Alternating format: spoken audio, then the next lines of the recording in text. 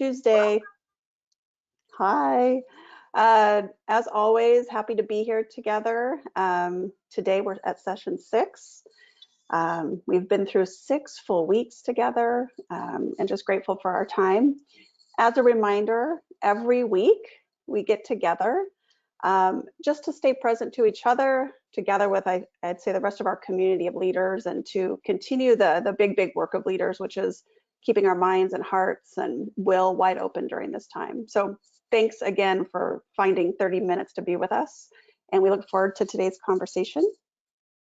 As we move through the next 30 minutes together, we're going to ask you to answer some questions. We're going to ask you to engage with us, and it would be great if you could just take time to, pop in some feedback and some insights into our Q&A window. Carrie, as always, is with us, even though you can't see her. She is with us, and she will be just tracking the Q&A window and providing us any questions that may come through there, as well as sharing some of your insights and your answers to our questions. So we're going to start with a check-in, as we always do. And as a reminder, the check-in is really designed to get us all into the same conversation. So today we're providing this is a different type of check-in. And all the tools that we introduced during this series you can use with your teams and your colleagues. So this check-in is really designed to have each of you slow down and get in touch with your whole system.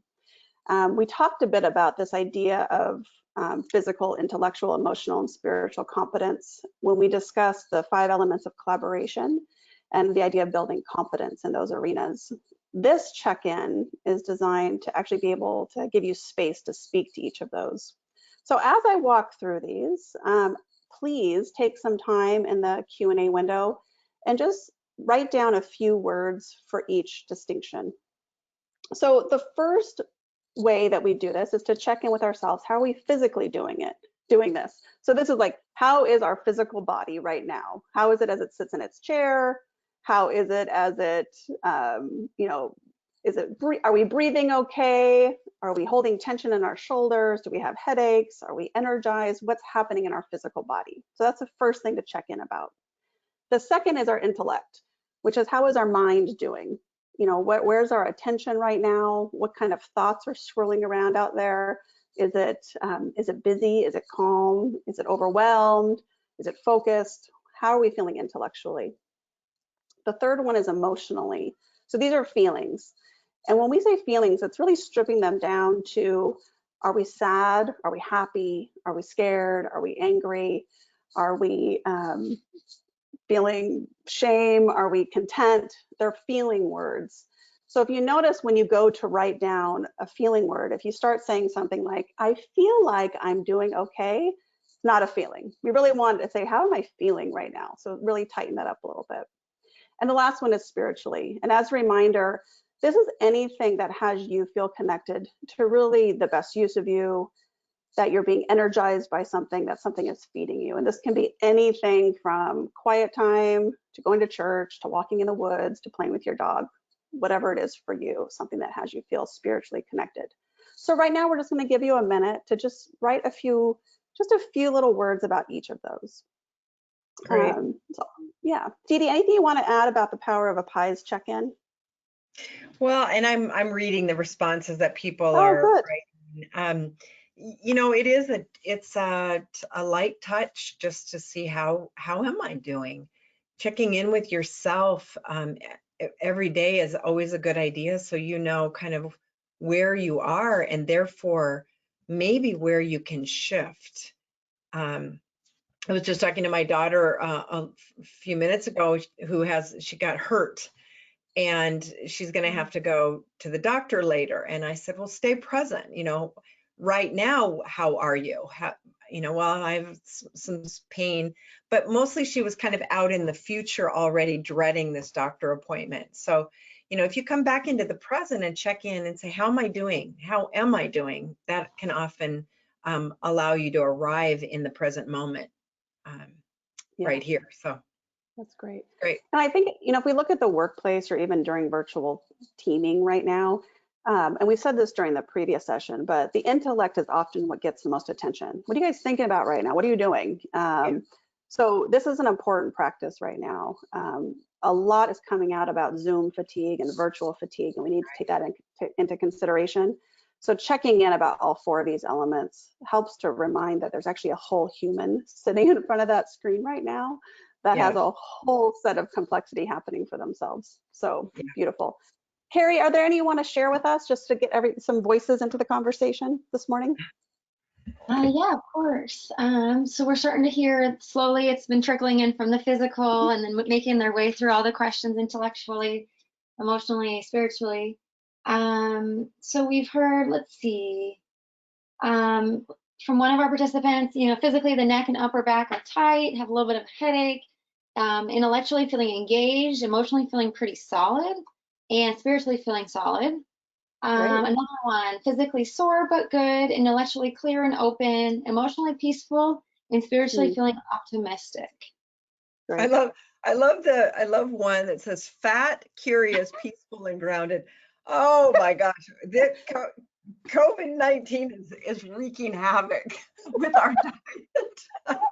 My daughter has coined the term the quarantine 15, which I'm like, it's real. It's a real thing, people. Oh man, I'm making brownies every night and just enjoying myself entirely. Totally. Oh man.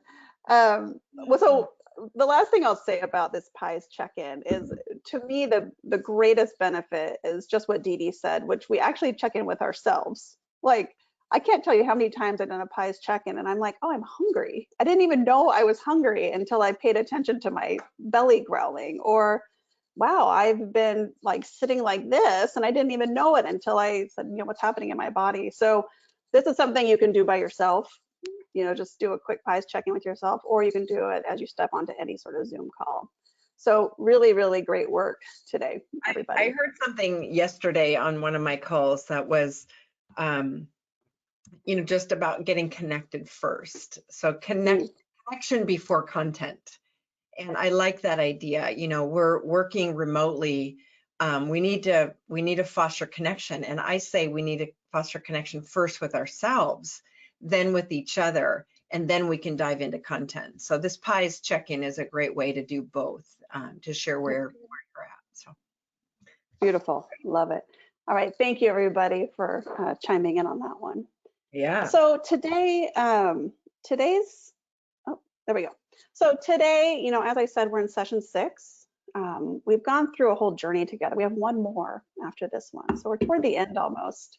And we started off with this idea of being a port in the storm, of how do you stay steady. We moved into effective collaboration, which is where we really first introduced this idea of PIES, the physical, intellectual, emotional, and spiritual. Then we looked at stress-based reactions, the behaviors we all have and the reactions we all have when we're thrown and caught off guard and really thrown into the deep end with no idea how to get out of it. And then we did the great work around the hero's journey and theory U.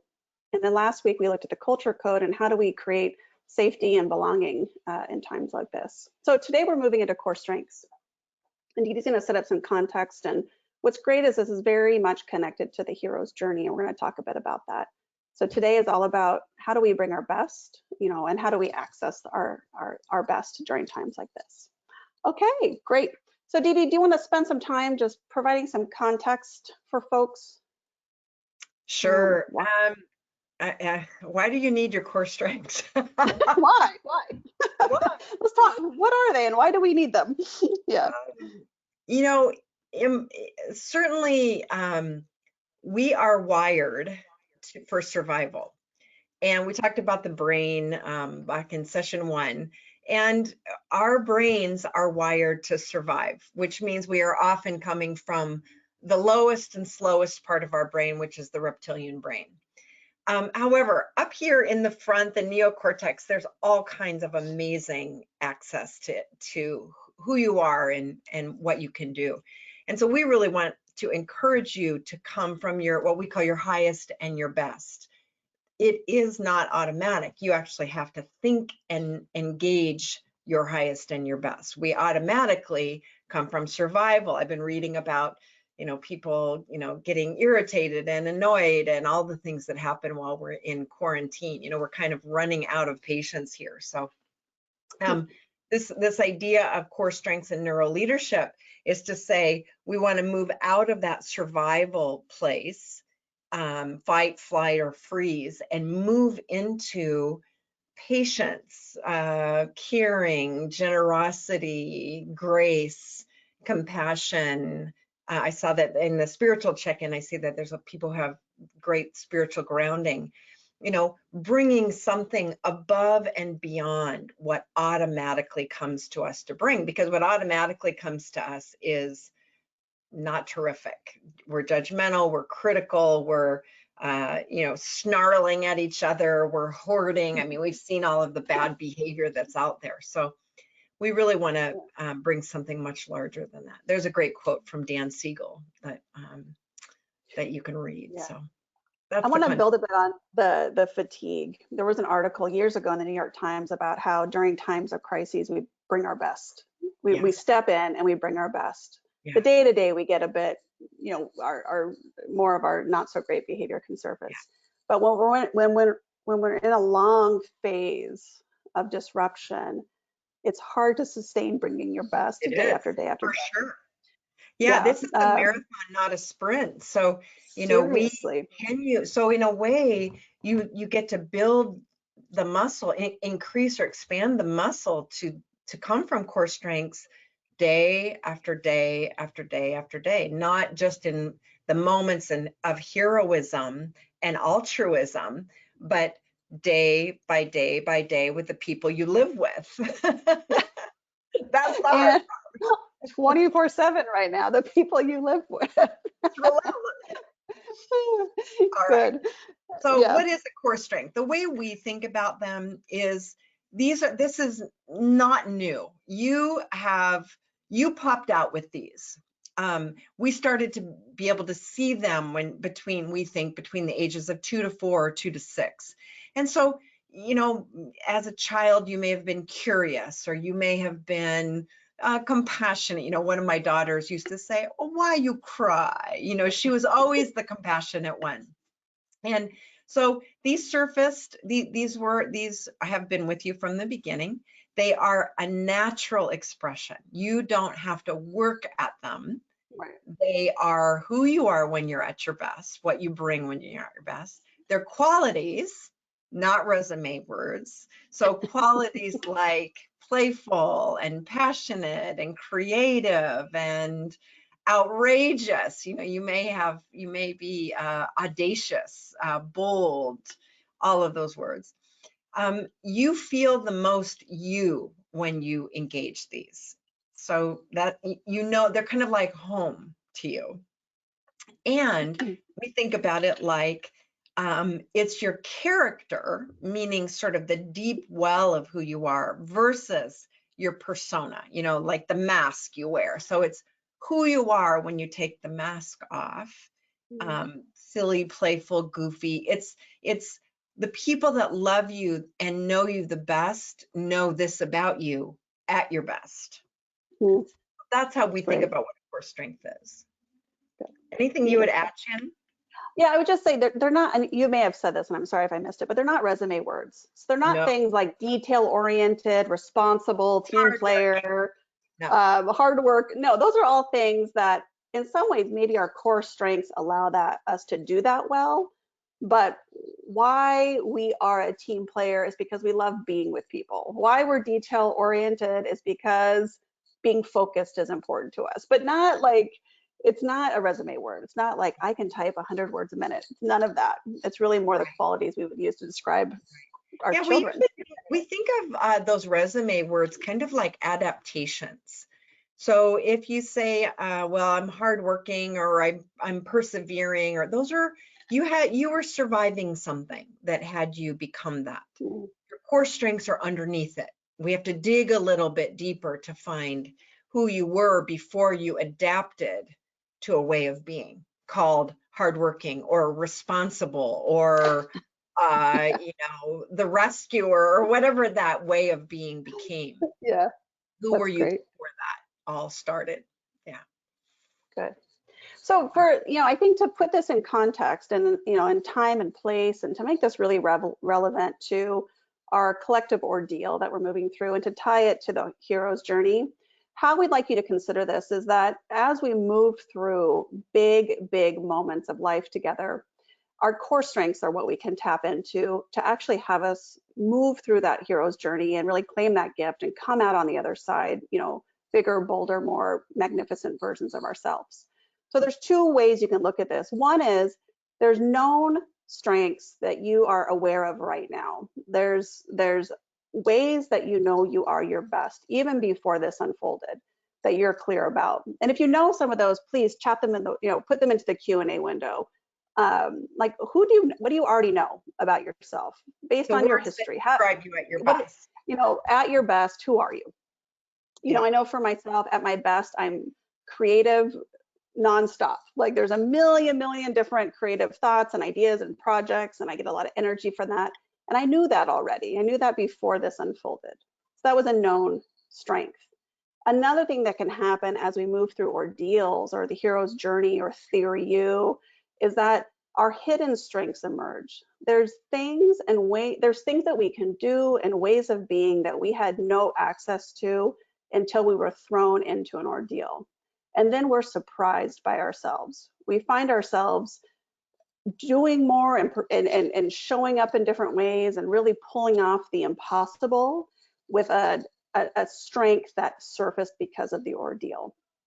So same question in some ways for you. So there's what we know about ourselves. And I'm also curious, as you've moved through this, what have you been surprised by? What strength has surfaced that you didn't know was there? And now that you can kind of begin to claim. And take some time, please, to go ahead and answer a couple of those in the Q&A window. Dee Dee, anything else you want to add just about the known and the unknown, or the known and the hidden, rather? Well, just to echo what you just said, if you remember from our hero's journey conversation, the hero finds a gift down in the belly of the whale, and sometimes that gift is inside of yourself. A well of compassion that you didn't know it was there, or a strength that was more hidden than not. So great. That can be the gift. So some of the words that are showing up are creative and resilient and assertive and mature and capable and perceptive, creative, open, playful, tenacious. So those are all exactly right. So beautiful words. Right. So Dee Dee, let's see here. Yeah, how do we claim our core strengths? I think that's what's next. Yep, beautiful. So claiming your core strengths. Thank you. Good. So when we do our work with teams, when we're face to face, we spend a fair amount of time articulating or kind of digging for the gold, so to speak, of each person's core strengths. And so we've got some questions here that you may want to just either write down, or certainly you can re-access this webinar after we're complete here. But these are sort of like the clues of where to look to find your own core strengths. So we're going to give you a little bit of a map to go hunting for who you are at your best. So who are you being when you're most full of life? What are the words that describe you when you're most full of life? What are the qualities that you express when you're doing what you love? How would people describe you when you're doing what you love? How do you feel when you're inspired? And we've got some words: connected, wild, open, free. Who do you admire? So usually the people that we admire embody or mirror back a core strength of our own. I mean, we look over there and we can see it so clearly, but claiming it maybe to say, I am also that. I am also wise or inspired or gracious, or whatever we see over there in the people that we admire. So these are some of the ways, the questions that can help lead you to knowing what your own core strengths are.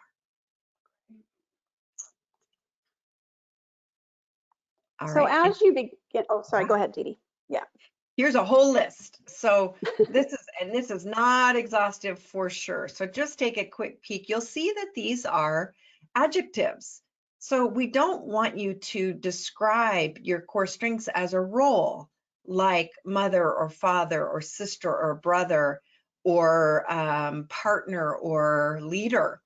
We want you to bring to your core strengths are articulated through adjectives like flexible, grateful, faithful, purposeful, intuitive. You can see this list here. This is just a place to get started.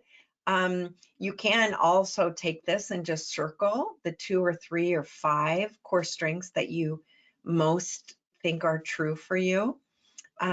We invite you to ask people who love you, you know, how do you describe me at my best? And if they have trouble, you can give them this list and they can point to say that this is a lovely, you know, sort of like dinner conversation or Sunday morning brunch, you know, have everybody circle the best of who we are at the brunch table with your family. So Great. So what happens? So, you know, why we have this conversation is because there is a payoff. I mean, there always is, right? So when we engage our core strengths and when we empower those around us to engage their core strengths, we have access to more. So we have access to more creativity. We often feel more stable, energized, new thinking and insights emerge. There's more power there. There's a endurance that often can lift us up and help us move easily through times like this. So it is, in some ways, it's like your internal battery pack. It's when it's tapped and when it's being used, it's limitless. Because as Dee Dee said, it's a natural expression of you. It doesn't take work. It doesn't, you're not having to like, oh, I have to work at being adventurous again. I better work on being more, you know, inspired. No, it's just, it's there and it's waiting to be tapped and utilized. And sometimes our stress-based reactions cover it up and we forget it's there and we get hooked by something and something else gets engaged, but it's never not there. So what's available to you is really access to more ease. Because as Dee Dee said, it's a natural expression of you. You're not working at it. You feel the most yourself. And as we know, when you get to be fully you, then everything becomes a bit easier. So this is what's available to you, should you choose to tap into it. So I'd like to hear, you know, as we kind of move through this idea of engaging, when you are bringing your best, what do you have more access to? What do you notice about when you're just being fully you? What do you notice about what you now have access to? And you can take a minute and write something about that in the Q&A box. So what happens for you when you engage your core strengths?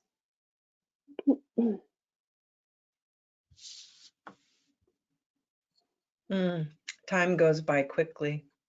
Oh, Yeah. sweet. The load feels lighter, boundless energy, more inclusive of the strengths of others, more access to intuition, more in the flow. That's the flow Wow. is when you're in your core strengths.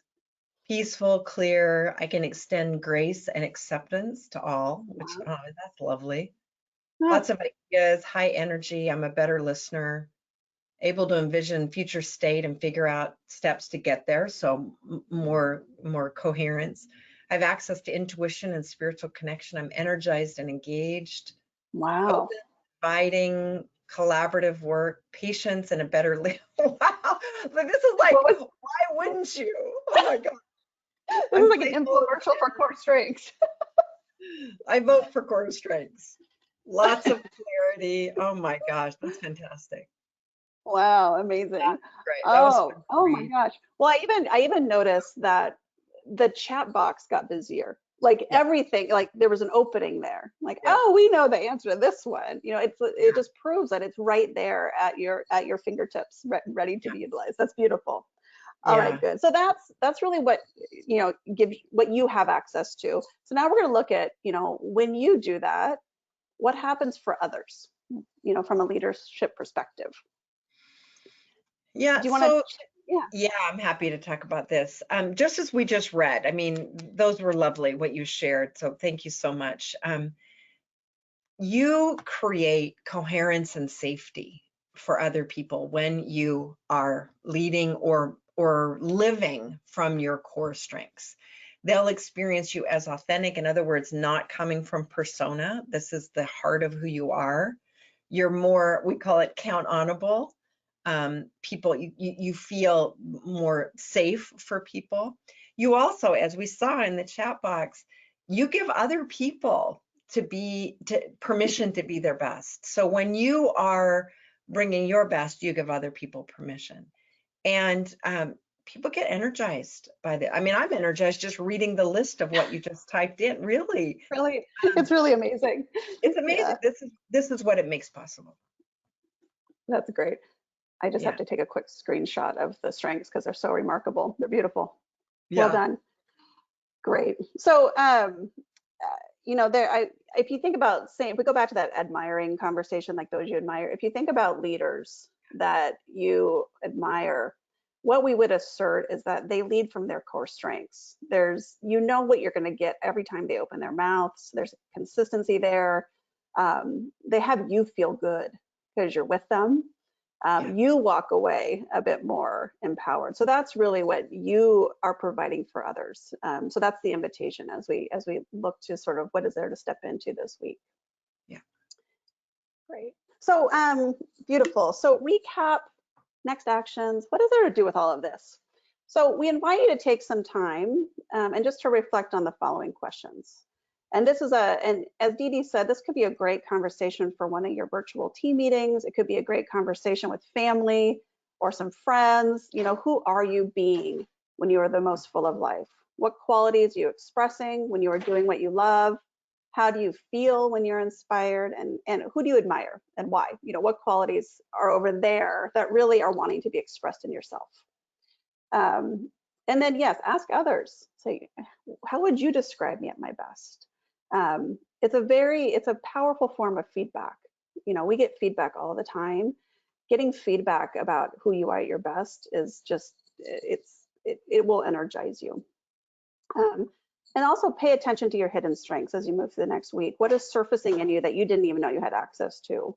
And not as an adaptation, but really as a strength that you haven't maybe had to use yet. And now you see that it's available to you, and that actually brings ease and brings energy. And then as Dee Dee said, choose 3 to 5. So what we know about core strengths is you can't remember 25 core strengths. You may have 25 strengths, but what we want is for you to choose 3 to 5 because your brain will remember those. You know, choose the 3 to 5 that you can say, that's right, this is who I am at my best, and you can memorize them and post them somewhere. Share them with others. Put them on a sticky on your computer as you're stepping into the 600th Zoom call this week about who you are at your best. And really, Dee Dee, anything you want to Shannon, add? Yeah, I would say, claim them by saying I am. I am graceful, passionate, playful, and generous. And if you have them memorized, it is more likely that you can tap into them and access them when at your will or at your command. And that allows other people around you to experience you at your best. So claim them with an I am and be unapologetic. This is the thing that I always say to my clients is, don't apologize for who you are at your best. This is your gift and your contribution to the world. You actually have, in my world, an accountability to bring it, to not, hide or withhold it. So, being unapologetic and saying, I am passionate, I am generous, I am playful. That allows you to bring your contribution fully. That's great. Yeah. So thank you all. Thank you for being here. Thank you for engaging with us today. Your list of core strengths will carry me through for the next many, many weeks, actually. It was remarkable to hear what you all generated so quickly. Always a privilege to be with you. I look forward to hearing at our final session next week how it was for you to lead and to engage and to be with one another through your core strengths. So keep them in front of you. Stay present. As always, feel free to reach out if you need anything between sessions. And we will see you next week for our final time together. Yeah, great. All right. Thank you, everybody. Bye-bye. Have a great one. Thank you so much. Bye-bye.